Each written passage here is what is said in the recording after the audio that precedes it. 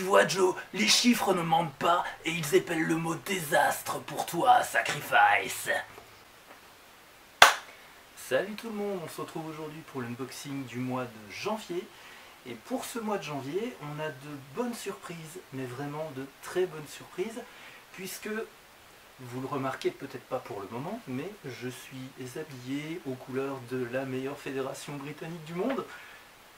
Non, je suis pas un fanboy, c'est pas vrai, quoique. Et en fait, on a un nouveau t-shirt qui nous vient tout droit de la Progress Wrestling pour WrestleCrate. Et ça va être bon, parce que j'ai vu une preview du t-shirt, et bon sens qu'il a l'air chouette. Vous n'imaginez même pas à quel point. Donc ce que je vous propose, c'est qu'on va prendre la box et on va l'ouvrir tout de suite. Pour ça, je vous propose de passer par un outil inhabituel, dans le sens où, j'ai pas l'habitude d'utiliser des couteaux, en fait, j'utilise des trucs en tout genre, mais pas des couteaux. Et pour le coup, on va utiliser... Non, on va pas utiliser le cure-dent en plastique, on va le péter. Le couteau, trop facile. Eh, ça va être marrant. Ça va nous rappeler le bon temps de la WWF avec Brutus Barber Beefcake. Donc on y va tout de suite. Snip, snip, snip, snip, snip. Finalement c'est pas si simple que ça. Vous direz à Silas Young que son pocket knife il n'est pas aussi bon que ça. Et non, si vous l'avez pas vu dans les précédentes caisses, c'est normal. Il vient pas de WrestleCrate, il vient d'une commande qui a été faite complètement à côté à ProWrestlingTees.com, où j'ai pris un peu de goodies à côté en mode random parce que j'avais envie. D'ailleurs, si vous vous rappelez, le poster de Roddy Piper, il vient de là aussi. Du coup, on y va tout de suite, hein, sans plus attendre, avec le meilleur, le t-shirt. Ah oui, parce que faut y aller, bordel. Et le t-shirt, d'après la preview que j'en avais eu, il a l'air super sympa. Il est vraiment super sympa parce que de ce qu'on voyait, il y avait un petit crâne, il y avait des couleurs un peu violacées, quelque chose qui nous rappelle un peu la mort. Et la mort, c'est sympa.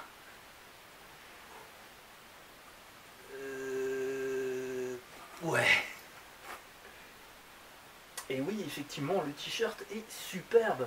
On a déjà Since 2012 en chiffres romains, parce que romain c'est mieux, hein.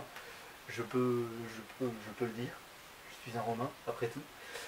Le nom de la société, enfin de la société de la fédération, Progress Wrestling. On a le petit slogan en lettres pas très lisibles, mais bon, c'est pour le côté Halloween du truc, hein. Strong Style Pro Wrestling avec un petit DIY. Oui, sur le t-shirt, vous avez Punk Rock Pro Wrestling. Sur le hoodie aussi, il y avait Punk Rock Pro Wrestling, et là, on est en mode DIY. En même temps, ils sont pas menteurs sur le coup, hein. C'est vraiment des gens qui se sont faits à partir de rien. Le patron, c'est un humoriste britannique, enfin, voilà, c'est du DIY, c'est vraiment un truc qui a été fait comme ça en mode à la zob, et puis on va voir si ça marche, et oh surprise, ça marche. En fait on fait de la qualité, on est bon, putain. Allez, la suite. La suite du coup avec le pins, et voilà, je me suis spoilé, c'est l'objet Cara Noir qui nous était annoncé, le pins Cara Noir Riptide, et je ne pense pas raconter de conneries en disant que il a un petit côté déjà vu. Il a un petit côté déjà vu par rapport au carton. Oui, le carton. Voilà, le mois dernier, on avait eu des pins qui étaient sur la même fédération et aux mêmes couleurs pour la Anti-Fun Police, composée de Chief Deputy Dunn, je sais pas si je tiens le bon, mais c'est pas grave, et Los Federales Santos Junior. Et ouais, putain, j'étais bon. Et en fait, si on regarde bien, oui, ce sont les mêmes couleurs. Alors sauf pour Shift Deputy Done où lui il est sur fond rose avec les flammes bleues sur le côté, mais voilà, on a l'idée. Mais ce serait pas des fois qu'on ait une nouvelle série Pins, parce que ça fait un bail quand même qu'on n'en a pas eu les précédents, je crois que c'était... c'était les catcheurs en taille classique, enfin pas en taille réelle, parce que des pins de catcheurs en taille réelle, je vous laisse imaginer le bordel que c'est à placer quelque part, mais voilà, on avait des catcheurs en full body, voilà. Next, qu'est-ce que c'est que ce truc?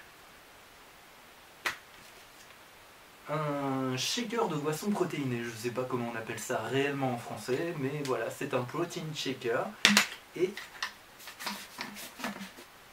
il y a une petite sérigraphie, mais je vous la ferai découvrir juste après. Plop, la sérigraphie aux couleurs de... Non, vous ne rêvez pas, c'est bien... Putain, c'est dur à remettre. C'est bien... Scott Steiner, Big Pop-Up Pump. Alors, pourquoi Big Pop-Up Pump sur un shaker de boisson protéinée? Vous posez réellement la question. Je veux dire, vous voyez le genetic freak?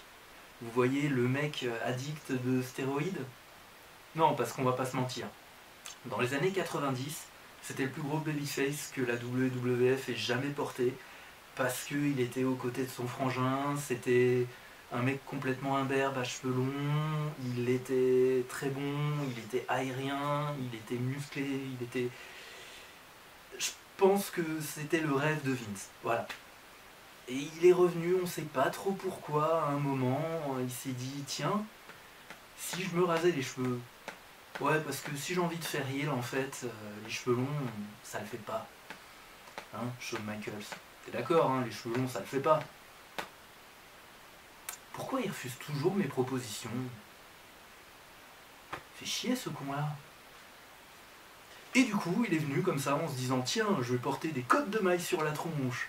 Et en plus de ça, je vais parler de façon complètement inintelligible et sortir des fallaces à gogo. Bon, ça c'est peut-être sur sa période TNA après, mais... Et disons qu'il s'est pas du tout amélioré.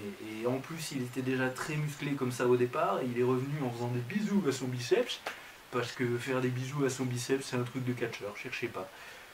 C'est le self-love. Parce que si les gens t'aiment pas, toi au moins tu t'aimes. Voilà, c'est le côté heel. Les gens doivent pas t'aimer, donc toi t'es obligé de t'aimer. Si on reprenait la suite, parce que là j'ai l'impression de me perdre un peu, et je vais encore plus me perdre parce que je vais devoir expliquer ce qui est noté dessus, et pour ça je vois pas d'autre solution que de refaire la promo. Si vous voyez bien, en dessous, il y a noté que ce shaker donne une chance de 141,66%.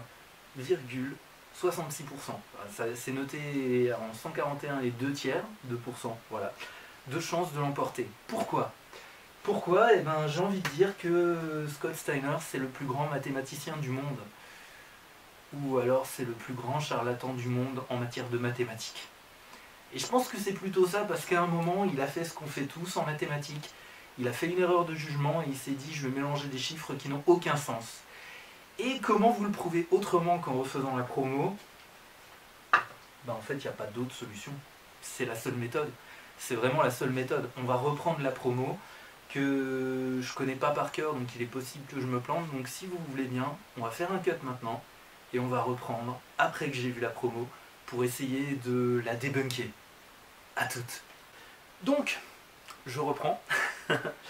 J'ai vu l'interview, j'ai vu la promo complète et je vais essayer de vous refaire juste la partie de Scott Steiner, mais sans me mettre dans sa peau. Je vais me mettre dans la peau de celui qui regarde et qui essaie de débunker la logique.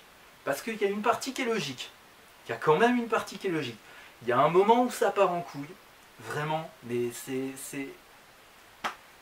Mathématiquement, c'est un raisonnement de primaire. Et en fait, on se dit qu'à un moment, le mec, il a dérapé parce qu'il a repris des chiffres qu'il avait avant, qu'il n'aurait jamais dû reprendre. C'est vraiment juste ça. C'est comme ça qu'il arrive à ce chiffre de 141 et 2 tiers. Et vous allez voir pourquoi. Donc il doit se retrouver contre Kurt Angle et Samoa Joe sur un pay-per-view qui s'appelle Sacrifice. Il va complètement partir en couille face à l'intervieweuse. Il lui dit, vous savez, on dit que tous les hommes sont créés égaux. Et libre en droit? Ou c'est juste une spécificité française? Ah, on va faire 100. On va faire 100. Mais vous le regardez lui, vous regardez Samoa Joe et vous vous dites que, ben à l'évidence, l'affirmation n'est pas vraie. Normalement, si vous allez en tête-à-tête contre un autre catcheur, vous avez 50% de chance de l'emporter et 50% de chance de perdre. C'est la logique. Mais c'est un monstre génétique et il n'est pas normal. Donc, vous avez au mieux 25% de chance de l'emporter. Donc, on part sur cette histoire de départ où Scott Steiner a 75% de chance de gagner et Samoa Joe 25%. Vous me direz, mais pourquoi il parle que de Samoa Joe? C'est un match triple menace. Ah oui, attendez. Dans l'histoire, ça devait être un match en 1 contre 1, mais il y a Kurt Angle qui est venu se rajouter là-dedans parce que il était en feud avec Samoa Joe et c'était important de le rajouter dedans. Et peut-être aussi parce que du point de vue storyline, c'était important de le rajouter dedans par rapport à ce qui allait se passer après. Scott Steiner continue en disant que vous ajoutez Kurt Angle au mix, vous avez 33 et un tiers de chance de l'emporter. Mais oui, continue. 50-50, 33, c'est parfait. On arrive à 100. Donc ton raisonnement, il est bon jusque-là. Tu peux même t'arrêter là, en fait. Tu peux même t'arrêter là parce que 33 un tiers, parfait, hein. Moi, je vois rien à redire. Par contre, ton 75-25 de tout à l'heure, je suis pas fan, mais pourquoi pas, on va dire que t'as merdé à un moment, tu te rappelais plus de ton texte, ça passe. Et il dérape. Oui, lui il dit qu'il a une chance de gagner de 66 et 2 tiers de pourcent. Pourquoi? Ah mais attendez, il a pas fini sa phrase. Parce que Kurt Angle sait qu'il ne pourra pas le battre. Et il va même pas essayer de le battre. Oui. Mais attendez, ça reste logique parce que du coup, si on se base sur le fait que Kurt Angle n'est plus dans l'équation, mais il est toujours quand même un peu présent, tu vois, il est dans le match. Donc il y a toujours 3 catcheurs. Il y a 66 et un tiers pour Scott Steiner, parce que pourquoi putain de pas. Il y a 0 pour Kurt Angle, et logiquement il y a 33 et un tiers pour Samoa Joe. Moi j'ai envie de dire, c'est bon, tu t'arrêtes là, ton raisonnement, il est un peu bancal parce qu'on a l'impression que tu te prends pas pour de la merde, mais en même temps c'est ton perso, donc ouais, ça se tient. Moi je dis on s'arrête là, banco, hein. Je te les donne, tes 66 et 2 tiers. Vraiment, pas de problème, tu les gardes. Samoa Joe, j'ai beaucoup de respect pour lui, mais bon, c'est le babyface à ce moment-là, hein, donc 33 un tiers, il peut gagner avec, hein. Underdog. Bon, c'est un gros underdog, hein, mais underdog quand même. Ça passe. Attends. Pourquoi tu gardes le micro, là? T'as encore des choses à dire? Non. Il va tout de même pas le faire. Si, il va le faire. Il va rajouter des points à Kurt Angle. Non.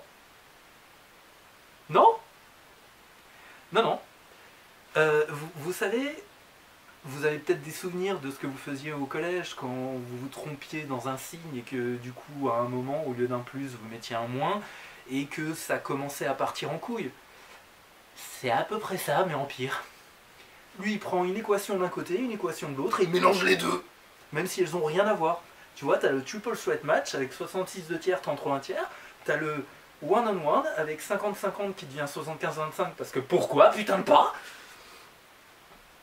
Et il va mélanger ça. Oui. Oui, il va même risquer que le résultat au final fasse 200%, parce qu'il va rajouter 75 et 25, et non, même pas. Vous allez voir, c'est encore pire que ça. Il prend les 33 un tiers de Samoa Joe et il retire les 25% de chance qu'il a en 1 contre 1 parce que stéroïde rage. Du coup, il lui dit Samoa Joe, au final, ça te fait 8 et 1 tiers de pourcent de chance de l'emporter.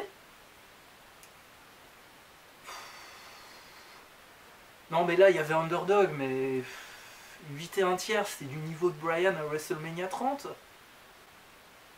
Attends, il manque pas un truc dans le raisonnement du coup pour que ça augmente encore, parce que 66 de tiers, 8 et 1 tiers, on arrive en dessous de 100. ce serait oublier que lui a encore ses 75% en 1 contre 1. Et du coup, en toute logique, enfin, en toute logique steinerienne, même si je doute que Rick Steiner ait le même raisonnement, donc en toute logique big pop-up pumpienne, et pas mini pop-up pump, hein, lui je pense qu'il est complètement écoulé de rire, d'ailleurs j'ai l'impression qu'il est un petit peu en train de... Il dit 66 et 2 tiers, plus 75%, ça fait 141 et 2 tiers, 2% de chance de l'emporter à Sacrifice. Et là il y a tous les profs de maths aux États-Unis et dans le monde qui regardaient et qui se sont dit je vais changer de métier. La suite avec le sticker. Je suis désolé pour tous ceux qui n'auraient pas aimé la promo, hein, évidemment. Le débunkage de promo, c'est pas drôle. C'est pas drôle, mais j'avais besoin de le faire. Je sais pas, moi c'était mon kiff. Le sticker aux couleurs du t-shirt du mois précédent, le meilleur t-shirt du mois précédent, hein, parce que désolé au GMO, mais par contre, Sami Callihan, kudos. Kudos, même si t'as perdu mon pote. Hein.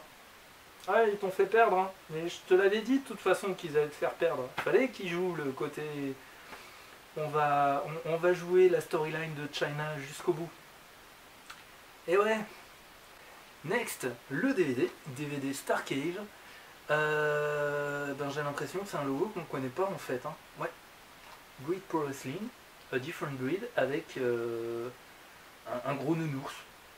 Bon d'accord, un grizzly avec la gueule ouverte. Mais voilà, je pense que c'est le premier de cette catégorie-là. Et... alors, ils annoncent The biggest show of Great Pro Wrestling is here, Star Cave. Ouais! Par contre, la carte contient 3 matchs. Ouais! On va voir s'il y a des catcheurs qui sont éventuellement connus, attendus, whatever.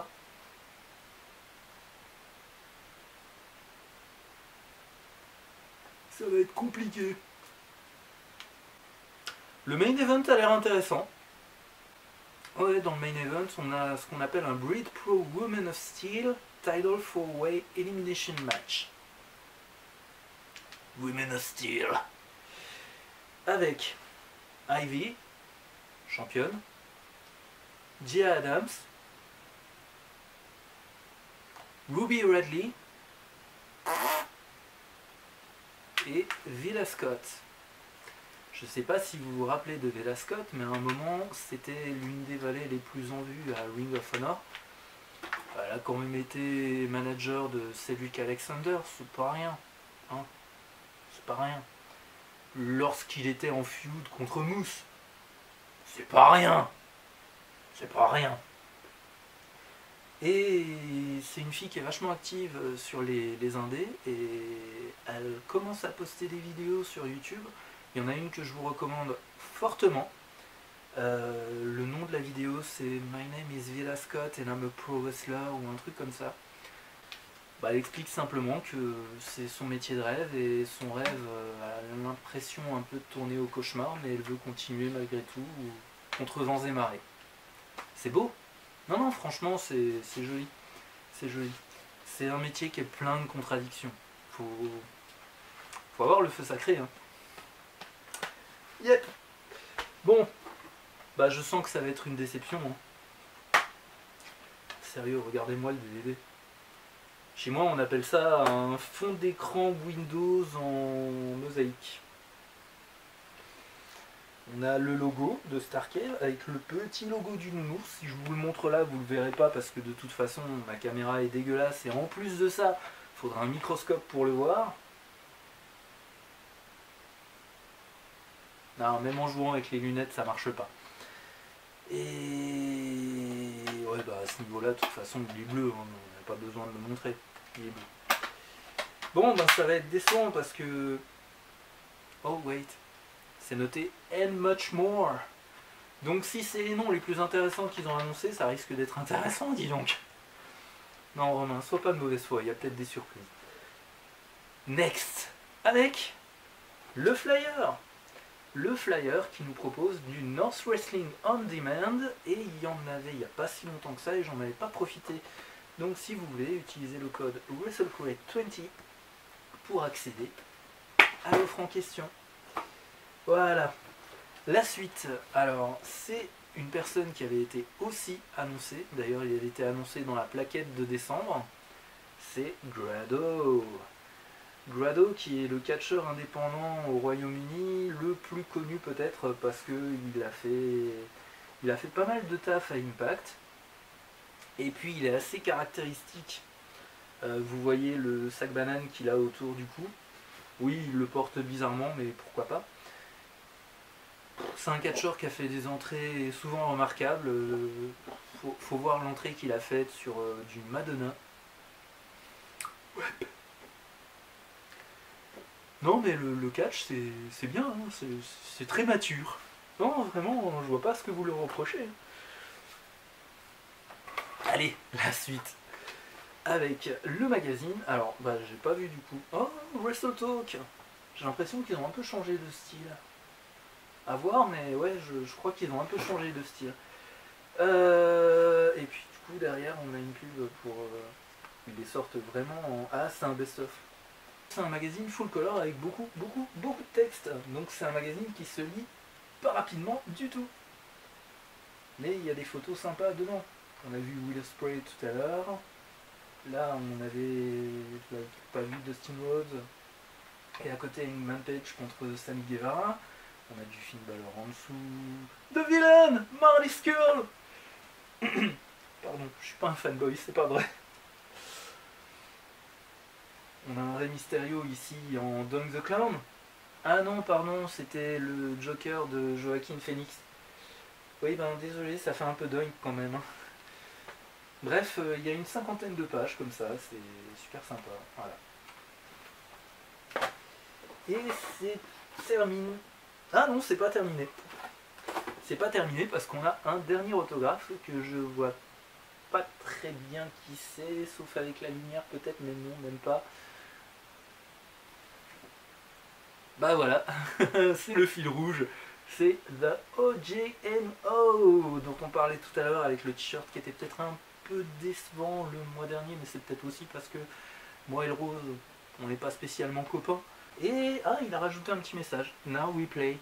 Est-ce qu'il a fait comme Sugar Dunkerton la dernière fois, enfin la dernière fois, ça fait longtemps, hein, ça fait peut-être un an, voire plus, où il avait fait plein de petits messages personnalisés, il y en avait plein de différents, il avait posté sur son Twitter, je crois, une mosaïque avec 8 autographes différents, où le message était tout le temps différent, plus sa signature évidemment, parce que c'est un autographe.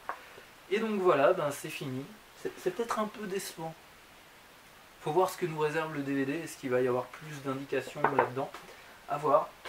Et donc on a Cara Noir en couverture, même si c'est pas lui le plus gros objet, hein, puisque le plus gros objet c'est quand même le t-shirt de la Progress. Non, je refuse d'annoncer que ça c'est le plus gros objet. Non, vous n'allez pas me dire que ça c'est pas la pièce maîtresse, quand même. Hein? Regardez-moi ça, il y a tout. Il y a une représentation de la mort, il y a les grillages à l'arrière pour dire que c'est quand même un petit peu hardcore, hein, faut pas déconner. Il y a un aigle royal et... Ah non, attendez, c'est pas un aigle royal ça. Regardez le plumage blanc. L'œil rond, acéré, et très attentif à ce qui l'entoure. Le bec, orange. Si, il est orange. Enfin là, il est violet pour aller avec le style du t-shirt, mais normalement il doit être orange. Ce que vous voyez là, ce n'est pas Nathalie Kosciusko-Morizet. C'est un pigargue. Enfin, le joueur de grenier ne vous a donc jamais rien appris? Oh là là, faut tout vous apprendre les mecs. Hein. Donc voilà, pour moi, le mieux c'est le t-shirt. Hein. D'ailleurs, il a annoncé au départ. C'est bien la preuve que c'est le meilleur objet. Hein. C'est pas juste parce que c'est le premier qu'on voit quand on ouvre la box. Donc, Breed Pro Wrestling qui feature Chris Brooks. Vous êtes sérieux? Attendez, je sais pas qui a designé la pochette, hein, mais Chris Brooks est dedans et vous l'affichez même pas. Putain, Chris Brooks, le mec fait partie des premières figurines qui ont été développées pour la WrestleCrate. Chris Brooks. c'est l'un des talents les plus en vue ces derniers temps. Il a fait un passage par le Japon. Bon, pas par la New Japan, hein, il n'y est pas encore. C'est un premier pas. Il est passé par des scènes au Japon. Et il s'est bien éclaté. Hein. Faut suivre un peu son Twitter pour ça, mais ça avait l'air d'être un gros passage de fun. Très connu du coup pour le CCK avec Kid Lycos et Schadenfreude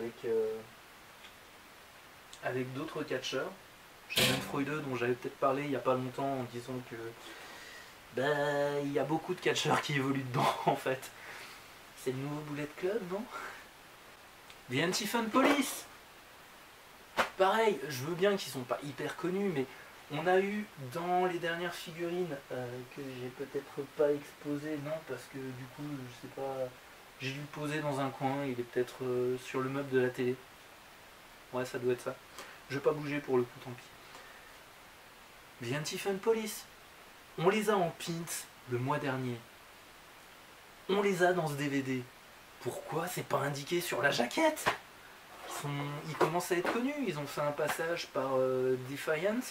Je crois que je les ai vus aussi sur WCPW, quand ça existait encore, What Culture Pro Wrestling. The Anti-Fun Police, quoi, merde.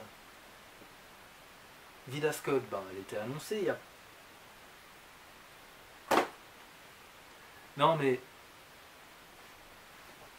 Je vais retirer la casquette.